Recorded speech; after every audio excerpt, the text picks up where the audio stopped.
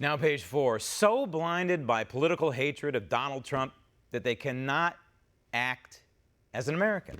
Turns my stomach to hear these rabid Democrats attack the 45th president for taking out this Iranian murderer, Qasem Soleimani.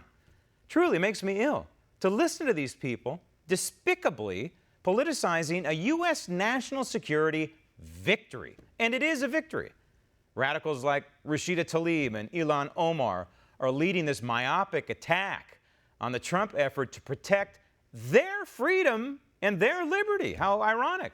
Why is it that these people have a problem with taking out this terrorist who is responsible for murdering Americans?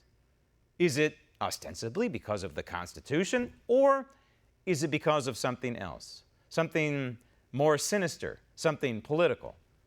And when they take to social media and or television and talk of killing this dog, they use the word assassination. It's a curious use of that term. Did they use assassination when Barack Obama ordered the killing of Osama bin Laden? Why? No, they did not. Did they use that term when Team Obama was right in the middle of the hunt for and the ultimate killing of Muammar Gaddafi? Why, no, they did not. They didn't accuse Obama of assassinating bin Laden nor Gaddafi. In fact, just the opposite. Liberals were dancing in the streets proclaiming how Obama took decisive action to take out the mastermind behind 9/11. That's because he was the 44th president. One president later, bold and decisive action to kill the guy who helped bin Laden murder 3,000 Americans, the guy who's been behind countless terrorist attacks, killing countless Americans, and the liberal left calls President Trump an assassin. It's disgusting. These people are the same partisans who are denying a strong and robust economy here. They simply cannot allow themselves to celebrate a wonderful and what should be a unifying national security victory because they are so blinded by political animus and this deep, visceral hatred of President Trump. That includes, of course, the #1 partisan hypocrite on Capitol Hill, Chuck Schumer. It is my view that the president does not have the authority for a war with Iran. Stop tape. Well, thank you, Captain Obvious. The president, no president, has the authority to unilaterally go to war with Iran. But is that what we have here? What do we have here? Step back and look at the big picture, Chuck. Step back and look at what Iran has been doing ever since it signed the JCPOA, the Iran nuke deal. Has that shut them down in terms of their terrorist activity? Has that shut them down in the Strait of Hormuz? Has it shut down Hezbollah? Has it shut down the attacks on Israel? Has it shut down the vitriol? Has it shut down the terrorist attacks around the globe? Has it shut down killing Americans? Did it shut down the attack on the U.S. Embassy in Baghdad? No. The JCPOA is a joke. It's a piece of paper. And the only entities that were abiding by the JCPOA were our so-called allies in Europe.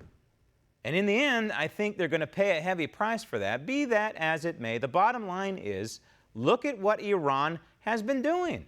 Iran is a state sponsor of terror. Iran is behind the attack on the U.S. Embassy in Baghdad. And so the President of the United States exacted some kind of military revenge to shut down the attack on the U.S. Embassy in Baghdad. What was this guy Soleimani doing at the airport in Baghdad exactly? Was he supposed to be out of the confines of Iran? Were we supposed to be watching him? Apparently we were. But why was he milling around at the airport in Baghdad? Now, we thought that Iraq and the people who live in Baghdad and the military there who operates in that area and that secure zone, this wonderful facility that the Americans built there, we thought that they're our allies.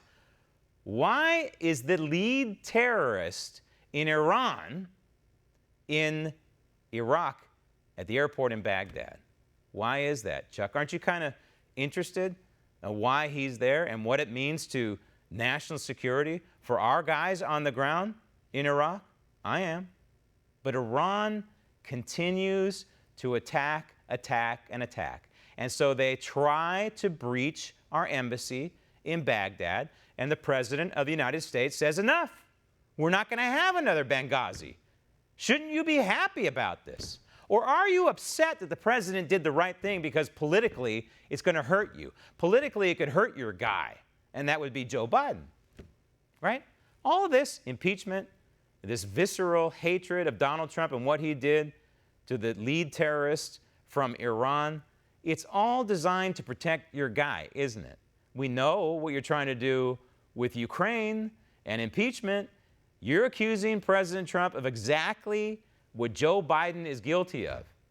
And as far as Iran is concerned, well, you have the Obama-Biden legacy of that JCPOA, the Iran nuke deal, which is a disaster. And in the end, history is going to prove that all the JCPOA did was give cover to the thug terrorists in Iran to continue working toward building a nuclear weapon. Don't believe me? Just ask Benjamin Netanyahu. He's the canary in the coal mine. He's the guy who's been saying this now for years, that Iran is continuing its steady march toward the bomb. We're going to have to deal with Iran one day or another. I'm not suggesting that the president is provoking a war here. It's not. This is not a war. This is a military action. Just like your guy did, Barack Obama with Osama bin Laden, took him out. This is the same thing, no different. He's not a head of state. He's just a terrorist thug like Osama bin Laden. But at some point, Chuck, you're going to have to realize that the United States is going to have to deal with Iran, and it could be a nuclear Iran. And so what do we do here? Do we just allow Iran to unilaterally attack its targets, including Americans, or do we strike back definitively and tell our enemy, hey, we are not going to take this, we're going to hit back? So this is America today.